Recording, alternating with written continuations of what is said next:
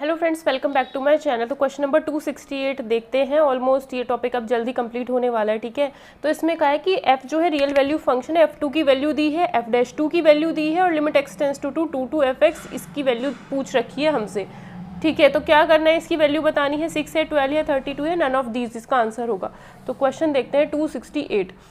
ये चीज़ दी है, ये चीज़ दी है, f2 दिया है 2, f'2 दिया है 1 और इस चीज़ की वैल्यू हमसे पूछ रहा है। अगर आप इसमें लिमिट अप्लाई करोगे तो यहाँ पर x टेंस टू 2, भाई अगर लिमिट अप्लाई करोगे तो यहाँ पर 2 रखोगे, f2 की वैल्यू 2, मतलब ऊपर भी 2 नीचे भी 2 ऊपर भी 2। जब upper limit lower limit same हो गई है तो इंटीग्रेशन तो इसी का ही होगा। भाई यहाँ पर लिखा हुआ है dt, ठीक है। अगर यहाँ पर t लिखा हुआ है दैट मीन्स ये जो लिमिट है वो t की है।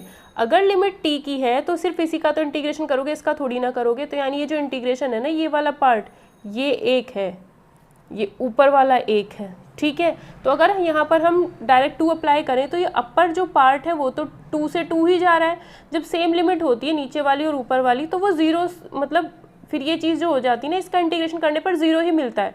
जब अपर लिमिट लोअर लिमिट दोनों सेम होती हैं तो इंटीग्रेशन के बाद वैल्यू 0, और जब आप लिमिट 2 अप्लाई करोगे यहाँ पर तो ये 2 - 2 0। भाई यहाँ पर 2 अप्लाई किया तो f2 की वैल्यू 2 2 to 2, तो ये तो ऊपर वाला पार्ट 0, नीचे वाला भी पार्ट 0 है, ठीक है। तो यानी ये 0/0 की फॉर्म है। तो लिबनिटीज रूल लगा, फिर हम क्या करेंगे, लॉपिटल रूल, यानी अपर और नीचे अलग अलग डिफ्रेंशिएशन, ठीक है। तो अब ये पहले तो 4 बाहर लिख दिया क्योंकि कांस्टेंट वैल्यू थी, ठीक है। अब ये जो ऊपर वाला पार्ट है, ऊपर वाला पार्ट मेरा ये है, क्योंकि x का थोड़ा ना इंटीग्रेशन करोगे t के रिस्पेक्ट में, t के रिस्पेक्ट में करना है तो सिर्फ t वाले पार्ट का ही तो होगा। तो ये डिनोमिनेटर है, ठीक है। ये इकट्ठा दिख रहा है बट ये अपर है, ये लोअर है, ठीक है। तो अब हम क्या करते हैं, लॉपिटल रूल अप्लाई करेंगे तो इसका differentiation with respect to x तो 1 हो जाएगा। x के रिस्पेक्ट में क्यों कर रहे हैं, क्योंकि x टेंस टू 2 लिमिट दे रखी है। यहाँ जो होता है लिमिट में, ये उसी के रिस्पेक्ट में डिफरेंशिएशन होता है।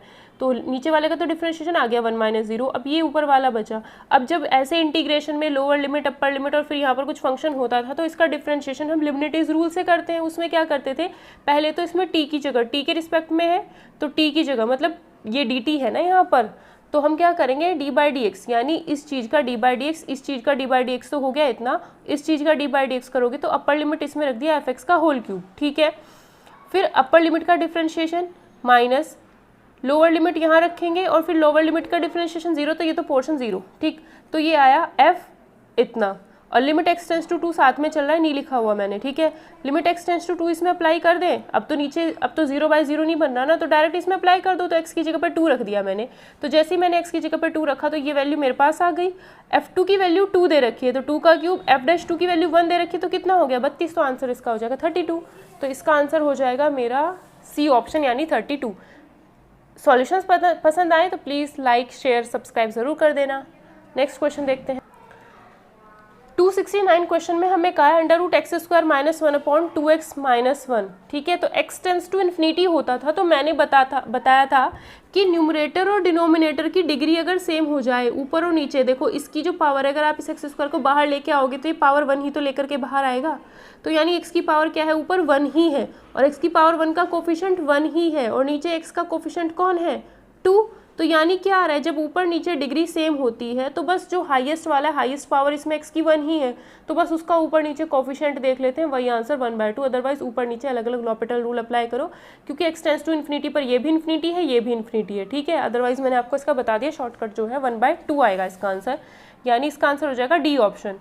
क्वेश्चन नंबर 270 में कहा है limit x tends to 0 10π/4 + x 1/x, ठीक है। तो इसकी वैल्यू बतानी है, ठीक है। तो लिमिट x टेंस टू 0 पर हमें इसकी वैल्यू बतानी है। तो क्या होगा, x टेंस टू 0, तो यहाँ पे 0 रखेंगे तो 10π/4 1, यहाँ पे 0 रखोगे इन्फिनिटी, तो 1 की पावर इन्फिनिटी का सॉल्यूशन मैंने आपको बताया था। क्या करना है आपको, डायरेक्ट e की पावर लिखना है, लिमिट x टेंस टू 0 ये जो चीज़ है वही लिखनी है, और इसमें से कर देते हैं हम 1 माइनस, और इसको कर देते हैं इनटू में, ठीक है। तो हमने क्या किया, 10π/4 + x का फॉर्मूला खोल सकते हो, क्या होता है 10π/4 + 10x/1 - 10π/4 × 10x। तो यहाँ पर 10π/4 है, उसकी वैल्यू 1 ही होती है, तो मैंने 1 × x ही लिखा है, ठीक है।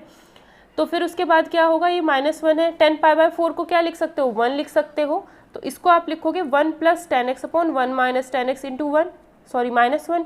तो फिर एलसीएम ले लेंगे तो ये क्या हो जाएगा, इधर जाएगा मल्टीप्लाई में, -1 + 10x, इसकी जगह 1 से 1 कैंसिल, 2 10x/1 - 10x, ठीक है। बाहर 1/x चल ही रहा है, तो ये क्या हो गया 2 10x अपॉन x इंटू में इसके साथ में आ गया। अब x टेंस टू 0 इसमें अप्लाई करोगे, ये भी 0 क्योंकि 10 0 0 होता है, ये भी 0, ये हो जाएगा 0। तो 0/0 की फॉर्म बन रही है, तो लॉपिटल रूल अप्लाई कर दो या फिर सीरीज भी आप इसमें अप्लाई कर सकते हो, जो आपका मन करे वो कर लो, ठीक है।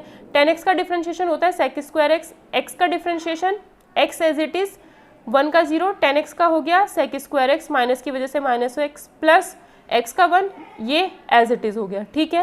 लिमिट x टेंस टू 0 पर इसकी वैल्यू 1 क्योंकि sec 0 1 होता है और ये तो 0 हो गया और यहाँ पर 0 रखोगे 0 तो नीचे सिर्फ 1 बचा, तो ये क्या हो गया e की पावर 2। तो आंसर क्या हो जाएगा, इसमें तो फिर x टेंस टू 0 अप्लाई करने के बाद सिर्फ ऊपर 2 बच रहा है, तो e की पावर 2, तो इसका आंसर हमारा हो जाएगा e की पावर 2 यानी सी ऑप्शन इसका करेक्ट आंसर होगा। लाइक शेयर कर दिया करो अगर वीडियोस पसंद आए तो, नहीं आती तो मत करना, कोई दिक्कत नहीं है। ये वाला मैंने बता भी रखा है कि अगर आपको ऐसा पैटर्न दिखे, लास्ट वीडियो में हमने देखा था उसमें यहाँ पर 3 था, तो मैंने बताया था डायरेक्ट आंसर लिख दो e की पावर 3, तो याद कर लो x टेंस टू इन्फिनिटी होना चाहिए, यहाँ 1 प्लस होना चाहिए, यहाँ कोई अगर नंबर है अपॉन में x और पावर भी x ही लिखी हुई है तो सीधा e की पावर में नंबर आंसर, याद कर सकते हो इस चीज़ को, ठीक है। वरना इस चीज़ का सॉल्यूशन मैं बता रही हूँ कैसे करते हैं। x ये जो लिमिट है यहाँ पर अप्लाई करो, ये चीज़ हो जानी चाहिए 0, अगर ये 0 होती है और ये हो जाती है इनफाइनाइट, ये 0 और ये इनफाइनाइट होती है, तो उस केस में हम क्या करते थे, e की पावर में यही लिमिट इसका और इसका इंटू हो जाता था, ठीक है, इसका और इसका इंटू हो जाता था, ठीक है। एक तो 1 की पावर इन्फिनिटी वाला था, वो अलग है, उसमें क्या करना है, ठीक है। और इसमें क्या है, x टेंस टू इन्फिनिटी पर 1 प्लस होना चाहिए, यहाँ पर ये 0 बन जाए और ये इन्फिनिटी बन जाए, तो इसका और इसका इंटू कर देते हैं e की पावर में x टेंस टू जो भी ये लिमिट दे रखी हो, चाहे a हो चाहे कुछ भी हो, ये इन्फिनिटी हो ये 0 हो, सॉरी ये 0 हो ये इन्फिनिटी, ठीक है। तो ये सॉल्व करने पर कितना आएगा 2, तो 2 में क्या अप्लाई करोगे, लिमिट 2 ही आएगा, तो e की पावर 2 इसका आंसर हो जाएगा। तो 271 का आंसर हो जाएगा हमारा e की पावर 2, ठीक है। Next question, tan inverse 1 minus x square upon 1 plus x square दे रखा है, dy/dx इसका हमें निकालना है, तो इसको हम कैसे करेंगे, आसान है ये भी, कोई ज़्यादा टफ नहीं है। देखो क्या करेंगे, y equal to tan inverse 1 minus x square upon 1 plus x square, ठीक है। तो tan इनवर्स समथिंग का डिफ्रेंशिएशन 1 अपॉन 1 प्लस ये समथिंग हमने यहाँ लिख लिया, समथिंग का स्क्वायर होता है 1 प्लस समथिंग का स्क्वायर, तो ये हुआ 1 प्लस समथिंग का स्क्वायर। फिर इसका दोबारा करेंगे, इसका दोबारा करोगे तो नीचे वाले का स्क्वायर, फिर नीचे वाला एज इट इज, और इसका डिफ्रेंशिएशन -2x माइनस ऊपर वाला एज इट इज, इसका डिफ्रेंशिएशन 2x, ठीक है। अब इस चीज़ को मल्टीप्लाई कर लो और सॉल्व कर लो, या फिर यहाँ से 2x कॉमन आ जाता है तो 2x कॉमन आया बाहर लिख लिया, ठीक है। 1 प्लस एक्स स्क्वायर इंटू -1 ये हो गया, -1 into 1 minus x square -1 plus x square, -1 -2 हो गया, एक्स स्क्वायर से एक्स स्क्वायर कैंसिल हुआ तो -2 तो यहाँ से आ गया, ठीक है। और जब हम इस चीज़ को सॉल्व करेंगे तो 1 प्लस एक्स स्क्वायर का होल स्क्वायर इधर इंटू में आएगा, ठीक, तो ये आ गया, और ये चीज़ ऊपर भी चली जाएगी तो ऊपर भी आ गई। अब इससे ये कैंसिल हो जाएगा, कैंसिल हो गया, नीचे ये चीज़ मेरे पास बची, ठीक है। अगर आप इसे सॉल्व करोगे तो इसका होल स्क्वायर ओपन करना, इसका भी होल स्क्वायर ओपन करना, 1 स्क्वायर प्लस एक्स की पावर 4, 1 स्क्वायर प्लस एक्स की पावर 4, वो तो ऐड हो जाएगा, बट यहाँ पर आएगा 2 into x square into 1 positive, यहाँ पर आएगा 2 into x square into 1 negative, तो वो चीज़ कैंसिल हो जाएगी। a प्लस बी का होल स्क्वायर इसमें अप्लाई कर देना, तो जो 2ab वाली टर्म होती है दोनों में से कट जाएगी, तो यहाँ बचेगा 1 प्लस एक्स की पावर 4, ठीक है, 1 प्लस एक्स की पावर 4 उसका डबल होगा, ठीक है। हाँ ये लिखा तो है, डबल इधर लिख दिया मैंने, बाद में लिख दिया, ठीक है। और ये 2x इंटू -2, 2x इंटू -2, ठीक, इस 2 से ये 2 कैंसिल हो गया, तो -2x अपॉन 1 प्लस एक्स की पावर 4, तो -2x अपॉन 1 प्लस एक्स की पावर 4 जो हो जाएगा इसका आंसर हो जाएगा, ठीक है। तो 272 का आंसर आएगा हमारा -2x अपॉन 1 प्लस एक्स की पावर 4, ठीक है। तो 272 का बी ऑप्शन करेक्ट आंसर होगा। 273 देखते हैं, इसमें भी कहा है tan inverse sin x plus cos x upon cos x minus sine x, तो मुझे यहाँ पर tan में चेंज करना है। अगर मुझे इसे tan में चेंज करना है तो मैं cos x कॉमन लूँगी यहाँ से, या फिर cos x से ऊपर और नीचे पहले डिवाइड करो, ये थोड़ा सा ट्रिग्नोमेट्री का पार्ट है, ठीक है। तो मैंने क्या किया, cos x से इसको और इसको डिवाइड कर दिया, जब मैं cos x से इसको डिवाइड करूँगी तो ये tan x हो गया, वो इधर लिख दिया। cos x को cos x से डिवाइड करूँगी 1 इधर आ गया, cos x को मैंने cos x से डिवाइड किया 1 है, sin x को cos x से डिवाइड करूँगी तो tan x आ गया। 1 plus tan x 1 minus tan x को हम tan π/4 प्लस x लिख सकते हैं, कैसे, जो अभी पीछे किया था वही है, tan 1 को लिखा tan π/4 plus tan x upon 1 minus tan π/4 into tan x, ठीक है, ऐसे हम इसको लिख सकते हैं। तो फिर ये क्या हो गया, tan a प्लस b, ठीक। tan a प्लस बी का फॉर्मूला है, तो इस चीज़ को मैंने पहले ऐसे लिखा, फिर इस चीज़ को मैं tan pi by 4 plus x लिख सकती हूँ। tan a plus tan b upon 1 minus tan a। tan b a यहाँ पर ये है, b यहाँ पर है, a प्लस b लिख दो tan करके, तो इससे ये कैंसिल हो गया। tan ये बचा हमारे पास इतना, इसका डिफ्रेंशिएशन क्या होगा विद रिस्पेक्ट टू x 1 ही होगा। ये x है, x का 1 हो जाएगा, पाई बाय 4 का 0 हो जाएगा, तो 273 का आंसर आएगा हमारा 1, सी ऑप्शन। ठीक है। उसके बाद 74 क्वेश्चन में हमें कहता है x की power x square d y by d x, x की power x square d y by d x, y equal to इतना दे रखा है और इसका निकालना। फंक्शन की पावर फंक्शन होती है तो हमेशा लॉग अप्लाई करके ही सॉल्व होता है। तो यहाँ पर हमें दिया है ये, तो दोनों साइड में लॉग अप्लाई कर दिया, तो लॉग वाई आ गया। एक्स स्क्वायर पहले आ जाएगा, लॉग एक्स हो जाएगा, जब यहाँ लॉग अप्लाई करोगे तो पावर पहले आ जाती है, वो हुआ। इसका differentiation 1 upon y d y by d x, x square as it is, इसका differentiation 1 by x, log x as it is, x square का डिफ्रेंशिएशन 2x हो गया। ठीक है। D y by d x, y की into इधर कर देंगे, ये हो गया x और ये हो गया x, x कैंसिल हो गया ना, क्या किया ये, एक मिनट, ये हो जाएगा x plus 2x log x। ठीक है, एक स्टेप बढ़ा दिया, x plus 2x log x, ये y इधर आएगा इनटू में, तो y आ गया, x कॉमन ले लिया, तो 1 प्लस 2 लॉग x हो गया। y की वैल्यू क्या थी, x की पावर x स्क्वायर ही तो था, क्वेश्चन ही तो ये दे रखा था, तो y की जगह पे ये रख दिया, y की जगह पे ये रखा, इनटू में x ये आया, तो y की x की पावर क्या हो जाएगी, यहाँ पर 1 है, इनटू में है x की पावर दोनों ऐड हो जाएंगी क्योंकि मल्टीप्लाई में है, तो ये आ गया इतना, सिंपल आंसर हो जाएगा। x की पावर x स्क्वायर प्लस 1, देख सकते हो आंसर, x की power x square plus 1, 2 log x plus 1, तो बी ऑप्शन इसका करेक्ट आंसर हो जाएगा। ठीक है। नेक्स्ट क्वेश्चन 275, ये थोड़ा सा क्वेश्चन लेंदी पड़ जाएगा, मतलब हम इसे सॉल्व करेंगे ना, तो एक बार डिफ्रेंशिएशन करना है, दोबारा डिफ्रेंशिएशन करना है, तो क्या होगा, ऐसी कुछ टर्म बनेगी नहीं, थोड़ा बहुत ही लेंदी क्वेश्चन बनेगा ये सॉल्व करने पर, और ये तीनों तो आने का कोई मतलब आ ही नहीं रहा है, तो बी डी ऑप्शन फिर हम इसमें टिक करेंगे। ठीक है। तो इस क्वेश्चन को अगर आप देखोगे तो ये रहा। ठीक है, देख लेते हैं एक बार। वाई स्क्वायर इक्वल टू इतना दे रखा है, तो डिफ्रेंशिएशन कर दो एक बारी, तो 2y वाई डैश, इसका differentiation a into minus 2 e की power minus 2x, 2/5 as it is, इसका डिफ्रेंशिएशन माइनस कॉस एक्स, इसका हो जाएगा, इसका माइनस साइन एक्स, इसका हो जाएगा कॉस एक्स। ठीक है। फिर 2 यहाँ से देखो पूरे में से 2 कैंसिल हो जाएगा, ये वाला 2 कैंसिल हो जाएगा, ये वाला 2, ये वाला 2, तो 2 मैंने कैंसिल कर दिया, तो y y dash is equals to minus a into e की पावर माइनस 2x प्लस यहाँ पे आएगा माइनस, ये माइनस कॉमन ले लिया, तो sine x plus 2 cos x upon में 5 आ जाएगा। ठीक है। अब हमने क्या किया, ये दोनों लाइन मत करना। ठीक है। तो अब मैंने क्या किया, ये जो फर्स्ट इक्वेशन थी और सेकंड इक्वेशन, अगर इन दोनों को मैं ऐड कर दूं तो ये चीज़ कैंसिल हो जाएगी, a की पावर माइनस 2x कैंसिल हो गया। ठीक है, ये चीज़ हो जाती है कैंसिल, और ये 2/5 की इंटू इसमें कर दो और इसको भी अलग अलग कर देंगे। ठीक है। तो मैंने फर्स्ट और सेकंड इक्वेशन अगर ऐड की तो मेरे पास ये आएगा, और ये क्या आएगा 2/5 cos x, तो 2/5 cos x लिखा हुआ है, माइनस 4/5 sin x, तो माइनस 4/5 sin x है। ठीक है।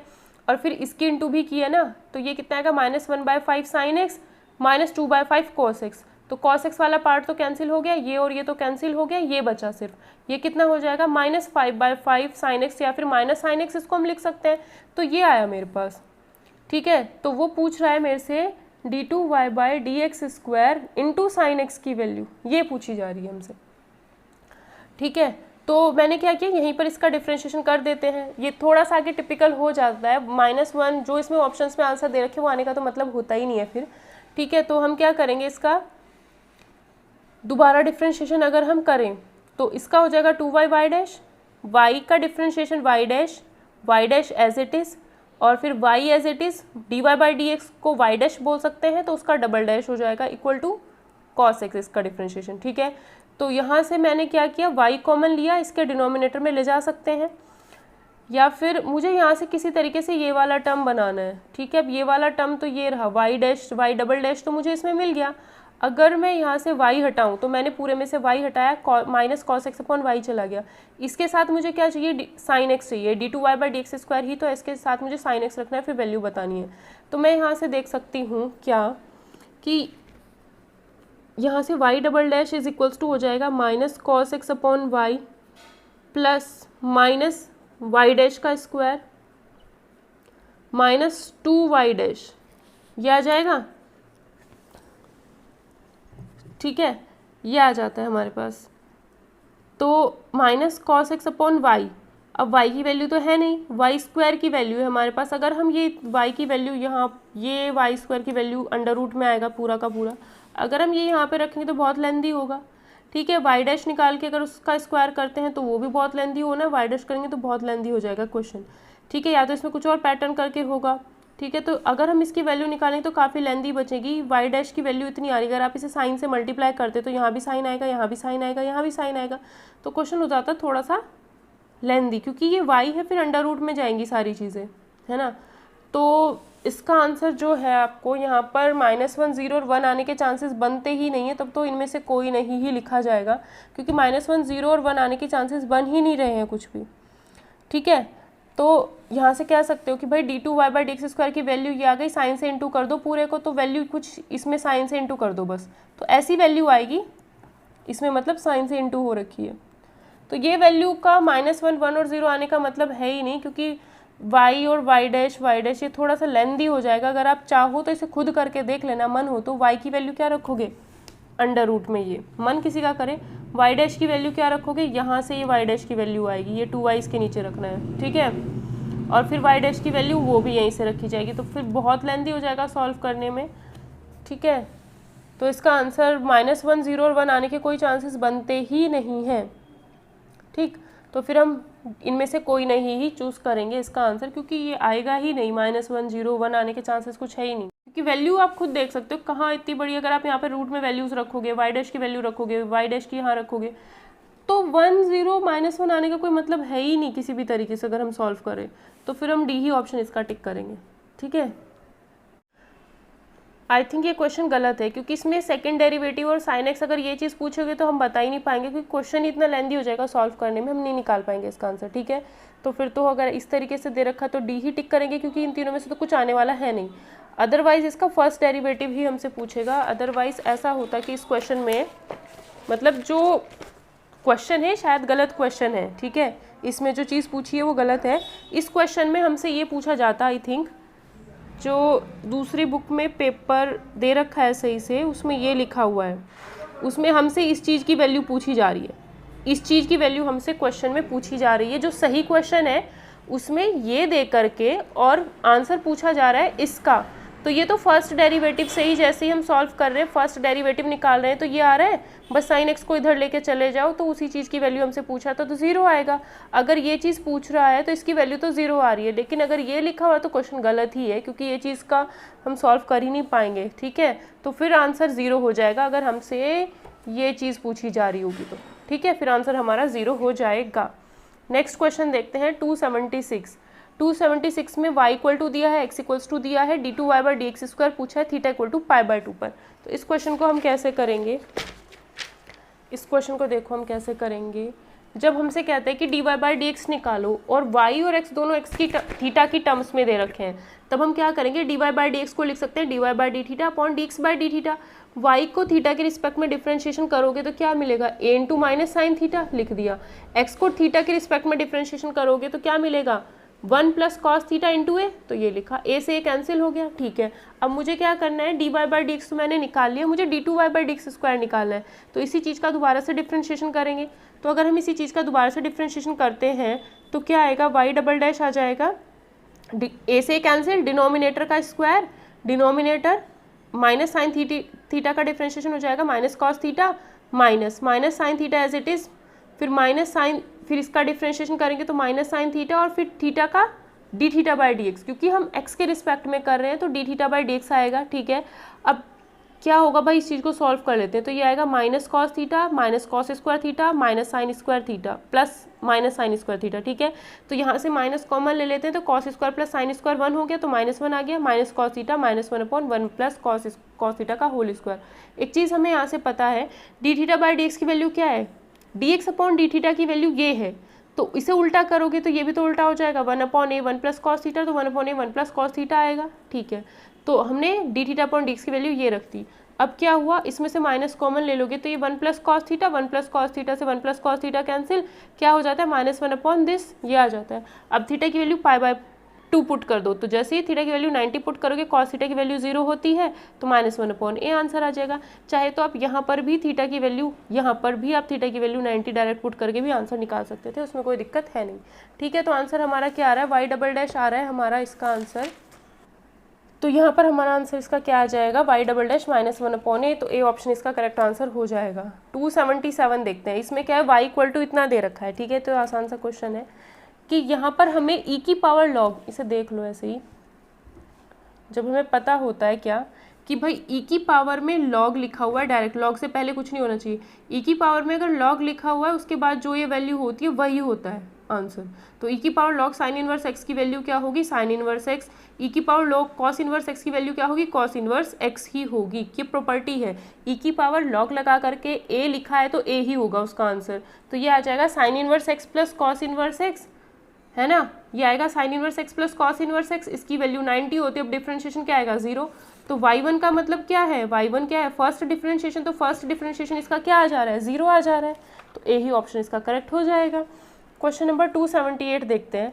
278 में हमसे क्या कह रहा है, 278 में कह रहा है f(x) equals to sine 1/x, x is not equal to 0, k x equal to 0 को कंटिन्यूस बना रहे हैं। तो साइन अगर आप 0 पर चेक करोगे, सीधा सीधा इसमें 0 पर चेक करोगे, यहाँ पर साइन इन्फिनिटी की तो वैल्यू एग्जिस्ट नहीं करती है, पता है, तो कुछ करना ही नहीं है, हमें पता है यहाँ 0 रखेंगे। साइन इन्फिनिटी की तो वैल्यू -1 to +1 कुछ भी हो सकती है, तो इसकी तो वैल्यू एग्जिस्ट नहीं कर रही है, तो क्या कहेंगे, के की कोई भी वैल्यू एग्जिस्ट करेगी नहीं, ये चीज़ तो कॉन्टिन्यूस होती ही नहीं है। अगर यहाँ x होता इनटू में तो कॉन्टिन्यूस होता, और अगर x की पावर 1 से बड़ी होती तो डिफरेंशिएबल होता, याद कर लेना।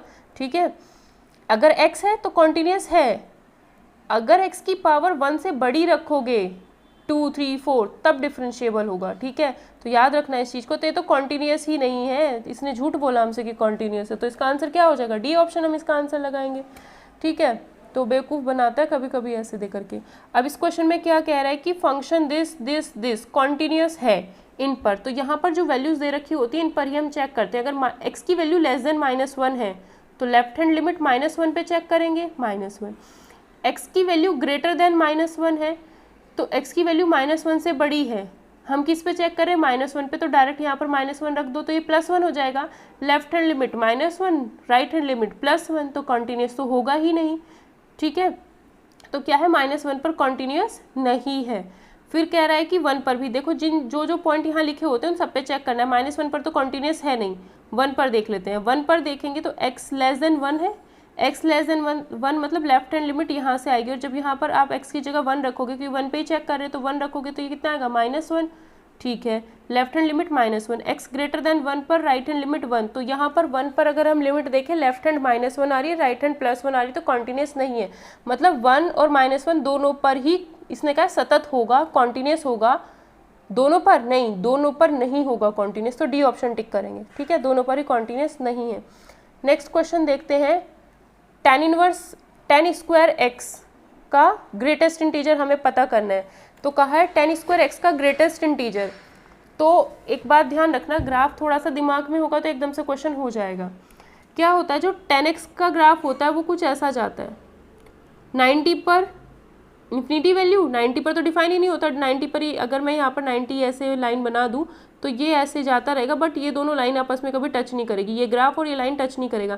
ऐसे ही इधर ऐसे आता रहेगा, ये लाइन नीचे बढ़ती रहेगी और ये आपस में एक दूसरे को कभी टच नहीं करेगा। तो tan x का ग्राफ तो ऐसा होता है। जब कोई इवन फंक्शन है, tan स्क्वायर x मुझे पता है इवन है, इसकी वैल्यू कभी नेगेटिव आ ही नहीं सकती tan स्क्वायर की, तो मतलब नीचे तो ग्राफ बनेगा ही नहीं, y की वैल्यू नेगेटिव आएगी ही नहीं, है ना। तो जो tan स्क्वायर x है, या फिर ऐसे सोचो कि जो भी इवन फंक्शन होता है, इवन फंक्शन का मतलब क्या होता है, इसमें आप x रखो और वो सेम वापस आपको वही फंक्शन मिले। इवन फंक्शन का मतलब ये है कि हमें फंक्शन दिया है tan स्क्वायर x, यानी इसे लिख सकते हैं tan x का होल स्क्वायर। तो x की जगह पे अगर -x रखोगे तो tan -x आएगा, और माइनस इसमें बाहर आ जाता है तो ये +x, और फिर इसका आप स्क्वायर करोगे तो ये tan स्क्वायर x ही रहेगा। इवन फंक्शन का मतलब है x की जगह पे -x रखने पर फंक्शन में कोई भी चेंज नहीं हो रहा है, बिल्कुल वही फंक्शन वापस मिल रहा है, तो इवन फंक्शन है। और इवन फंक्शन है तो tan स्क्वायर है, y की वैल्यू मतलब फंक्शन की वैल्यू सारी पॉजिटिव ही आनी, यानी ऊपर ही मिलनी है, नीचे तो मिलेगा ही नहीं, तो यानी यहाँ तो जा ही नहीं सकता। तो इसका मतलब ये ध्यान रखना कि इवन फंक्शन में सिमेट्री मिलती है y एक्सिस के अबाउट। किसके about, y axis. y axis कौन है, ये। तो जो फंक्शन आपका यहाँ जो ग्राफ यहाँ बना है वही ग्राफ यहाँ बन जाएगा। सिमेट्री यहाँ लगा दो आप, मिरर शीशा यहाँ लगाओ, जो इधर बना है वैसा ही ग्राफ इधर बनेगा, और ये भी आगे ऐसे चलता रहेगा, बट एक दूसरे को टच नहीं करेंगे। ये चीज़ हमें पता चल गई। तो ये हो गया हमारा tan स्क्वायर एक्स का ग्राफ, ऐसे और ऐसे। तो 0 पर तो ये बन रहा है, 0 पर तो ये जा ही रहा है, क्योंकि 0 पर वैसे भी टच करता है, 0 पर जा रहा है, तो मुझे दिख रहा है कि 0 पर तो ये कॉन्टीन्यूस है। और ऑप्शन में हमें दे रखा है कि 0 पर कॉन्टीन्यूस है, तो हाँ भाई 0 पर ये क्या होगा, कॉन्टीन्यूस होगा। तो बी ऑप्शन इसका सही आंसर है। ठीक है, 0 पर ये कॉन्टीन्यूस है, तो बी ऑप्शन क्या है इसका सही आंसर होगा। ठीक, नेक्स्ट क्वेश्चन देखते हैं। x इक्वल्स टू 1 ये दे रखा है, और वही कॉन्टीन्यूटी और डिफरेंशियबिलिटी चेक करनी है। ठीक है, तो डिफरेंशियबिलिटी चेक कर लो। अगर कोई फंक्शन डिफरेंशिएबल है तो पक्का वो कॉन्टीन्यूस तो होगा ही होगा।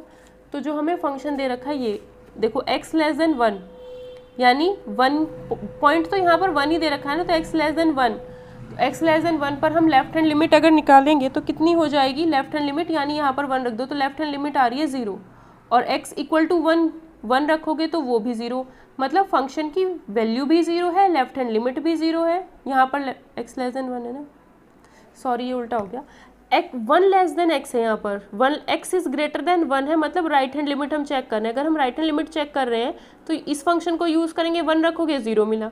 Left hand limit x less then 1 पर लेफ्ट हैंड लिमिट तो 1 ही यहाँ रखोगे 0, और x इक्वल टू 1 पर भी 1 यहाँ रखोगे 0, तो तीनों चीज़ें बराबर है। फंक्शन कॉन्टीन्यूस तो है 1 पर ही चेक करना था, कॉन्टीन्यूस तो है, कॉन्टीन्यूस है। ये वाला ऑप्शन गलत, 1 2 3 ए बी डी ऑप्शन आए। अब डिफरेंशिएबल चेक करना है, तो लेफ्ट हैंड डेरिवेटिव अगर हम निकालेंगे तो x की वैल्यू लेस देन 1, तो इसका डिफरेंशिएशन करेंगे तो कितना आएगा, 1 आएगा। राइट हैंड डेरिवेटिव अगर हम निकालेंगे तो x is greater than 1, right hand derivative अगर निकालेंगे तो x इज ग्रेटर देन 1, यहाँ से डिफरेंशिएशन करोगे 3x स्क्वायर, यहाँ से तो 1 आ रहा है left hand derivative x equals to 1 पर, और यहाँ से क्या आ रहा है 3x स्क्वायर, और जब आप लेफ्ट हैंड डेरिवेटिव ये निकालते हो x इक्वल्स टू 1 रखोगे तो ये तो 3 ही आएगा।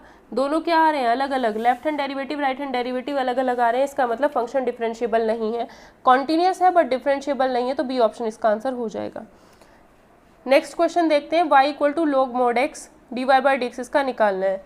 तो ये एग्जिस्ट करता है नहीं करता, ये तो बहुत आसान है और अच्छा भी है। ठीक है, तो x लेस देन 0 होगा तो mod x की value -x, x greater than equal to 0 होगा तो x की वैल्यू +x। जब भी फंक्शन का डेरिवेटिव चेक करना होता है ना, तो अगर आप लेफ्ट हैंड में और राइट हैंड इस वाले फॉर्म में अगर कन्वर्ट कर पाते हो तो कर लिया करो, फिर लेफ्ट हैंड वाला डेरिवेटिव अलग निकालो, राइट हैंड वाला अलग निकालो, फिर देख लो कि दोनों चीज़ें एग्जिस्ट कर रही है नहीं कर रही। मतलब वो LHD जो हम वो करते हैं ना, limit h tends to 0 f0 -h -f0 upon fh, वो चीज़ -h उससे बच जाते हैं कभी कभी। तो लेफ्ट हैंड में फंक्शन निकालो, राइट हैंड में फंक्शन निकालो, तो x less than 0, x greater than equal to 0, mod x की वैल्यू पता ही होती है। अगर मैं इसका डेरिवेटिव करूँगी तो 1/x मिलेगा। ठीक है, इसका डेरिवेटिव 1 अपॉन -x और फिर -x का दोबारा -1, तो ये भी तो 1/x ही आ रहा है, मतलब इसका डेरिवेटिव एग्जिस्ट करता है। लेफ्ट हैंड और राइट हैंड दोनों डेरिवेटिव इसके एग्जिस्ट कर रहे हैं, और दोनों की मतलब LHL LHD और RHD दोनों की वैल्यू सेम आ रही है। Left hand derivative right hand derivative दोनों की वैल्यू सेम आ रही है, फंक्शन अलग अलग यूज़ हुए बट वैल्यू सेम आई है, तो इसका आंसर हमारा बी होगा, क्योंकि इसका डिफरेंशिएशन 1/x आएगा। नेक्स्ट क्वेश्चन कहा है, पी का मान निम्न फलन में क्या होगा जब दिस वैल्यू दे रखी है, जब x is not equal to 0 है तो ये है फंक्शन की वैल्यू, x इक्वल टू 0 है तो फंक्शन की वैल्यू ये है। ठीक है, तो हम क्या करेंगे, क्या कहा है इसने, फंक्शन जो है वो कॉन्टीन्यूस है 0 पर। अगर फंक्शन कॉन्टीन्यूस है 0 पर, ये फंक्शन है 0 पर कॉन्टीन्यूस है, तो फंक्शन की 0 पर वैल्यू ये दे रखी है ऑलरेडी, तो ये वैल्यू और LHL या RHL निकाल लो तो दोनों बराबर होंगे। जब फंक्शन कॉन्टीन्यूस है दैट मीन्स इसकी लिमिट तो एग्जिस्ट करेगी, तो लिमिट x टेंड्स टू 0 पर मैंने ये यहाँ लिख लिया। ठीक है, अब मैं क्या करती हूँ, क्या था मेरे पास 4 की पावर x -1 की होल पावर 3 था, तो मुझे एक चीज़ पता है, क्या, ये दोनों याद कर लेना। ठीक है, a की पावर x -1 अपॉन x, इसकी वैल्यू x टेंड्स टू 0 पर log a होती है, याद कर लेना log a होती है, क्योंकि उससे क्वेश्चन आसान बनेगा इन चीज़ों से ही। ठीक है, तो मैंने क्या किया, 4 की पावर x -1 की पावर 3 था, तो यहाँ पर क्या है, नीचे x चाहिए, तो मैंने x, इसकी पावर कितनी है, 3 है, मतलब अगर मैं यहाँ 3 कर दूंगी तो इसका भी तो 3 हो जाएगा पावर, है ना। तो मैंने क्या किया, 4 की पावर x -1 की पावर 3 था, तो इसको मैंने x³ से डिवाइड कर दिया। क्यों, क्योंकि मैंने देखो 4 की पावर x माइनस 1/x कर दूं तो इसकी value limit x tends to 0 पर log 4 होगी या नहीं होगी? ये और ये सेम ही तो है भाई, यहाँ पर a की जगह 4 है तो ये दोनों चीज़ें सेम है। बस क्या चल रहा है, यहाँ पर पावर 3 चल रही है। तो मतलब अगर मैं इधर एक और ऐसा लूँ, एक और ऐसा, मतलब 3 पार्ट मैंने ऐसे ले लिए तो ये भी तो 3 बार ही आएगा, तो इसकी पावर भी 3 आंसर हो जाएगा मेरा, है ना। तो मैंने क्या किया, इस चीज़ को एक्स क्यूब से ऊपर नीचे डिवाइड किया, तो एक्स की पावर 3 भाई मैंने होल में किया है ना, ये तो एक्स क्यूब ही तो है, और एक्स क्यूब से ऊपर नीचे मल्टीप्लाई कर दिया। तो इसकी जो वैल्यू हो गई एक्स टेंस टू 0 पर हो गई log 4। तो इसकी वैल्यू तो लिख दी मैंने log 4 और उसकी पावर 3। इतना समझ में आया? भी इतना में से वो कर दिया कि ये चीज़ हो गई, ठीक है। एक्स क्यूब लिख दिया। अब क्या है, साइन एक्स बाई पी। अगर मैं एक्स टेंस टू 0 पर इसको देखूँ तो एक्स टेंस टू 0 पर ये 0 क्योंकि पी तो कोई नंबर है। तो मैंने क्या किया, मुझे पता है कि साइन एक्स अपॉन एक्स की वैल्यू एक्स टेंस टू 0 पर 1 होती है। ये दोनों चीज़ें सेम होनी चाहिए और इसकी पावर दोनों चीज़ें सेम होनी चाहिए और 0 0 होना चाहिए 0 टेंस टू पर, ठीक है। या जो भी लिमिट है उस अप्लाई करने पर ये दोनों चीज़ें 0 होनी चाहिए, तो वही हो रहा है। तो मैंने क्या किया, इस चीज़ को मैंने x बाई पी से डिवाइड और मल्टीप्लाई कर दिया। तो इसको मैंने x बाई पी से डिवाइड किया और x बाई पी से मल्टीप्लाई कर दिया। अब x टेंस टू 0 पर x बाई पी सेम है, x बाई पी सेम है और x टेंस टू 0 पर 0 भी बन रहा है। तो इसका मतलब इसकी वैल्यू क्या हो जाएगी, 1 हो जाएगी। तो x बाई पी बचा। इस x बाई पी को p बाई एक्स लिखूंगी नहीं भाई, 1 यहाँ इसके अपॉन में है x बाई पी, तो ये p बाई एक्स हो जाएगा। तो नेक्स्ट स्टेप में इसको p बाई एक्स लिखा हुआ है, ठीक है। अब ये चीज़ भी सॉल्व होकर के इतनी आ गई, ये चीज़ भी सॉल्व होकर के 1 आ गई और x बाई पी को मैंने p बाई एक्स लिख दिया। अब क्या होता है ये, अब इसके लिए ये फॉर्म याद रखना, लिमिट x टेंस टू 0 पर log 1 plus x upon x की वैल्यू 1 होती है, ठीक है। log 1 plus x upon x की वैल्यू क्या होती है, ये log 1 plus x upon x की वैल्यू क्या होती है, एक्स टेंस टू 0 पर 1 होती है। तो यहाँ क्या है, log 1 plus x square by 3 है। तो यहाँ पर ये जो है ये क्या है, एक्स स्क्वायर बाय 3। तो मैंने एक्स स्क्वायर बाय 3 से ऊपर नीचे मल्टीप्लाई कर दिया। तो जब मैंने इसे ऊपर नीचे मल्टीप्लाई कर दिया तो log 1 प्लस एक्स और अपॉन में ये हो गया, मतलब इसे उल्टा भी कर दोगे तो भी 1 ही आएगा। तो या तो यहाँ पे मत करो, ऐसे ही कर लो कि इसके नीचे एक्स स्क्वायर बाय 3 से डिवाइड किया और यहाँ पे मल्टीप्लाई कर दिया।